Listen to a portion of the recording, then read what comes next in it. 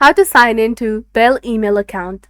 Hi everyone, welcome back to our channel. In this video presentation, we'll be discussing about logging into or signing into your Bell email account. So let's get started.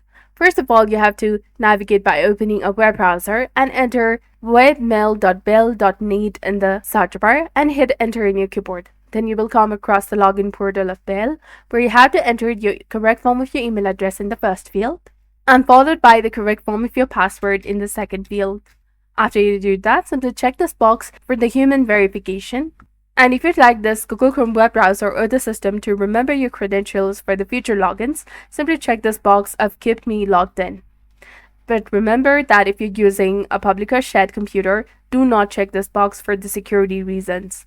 And in the case if you have forgotten your email address or your password, simply go ahead and click on this email address and password link in order to successfully retrieve or reset your credentials.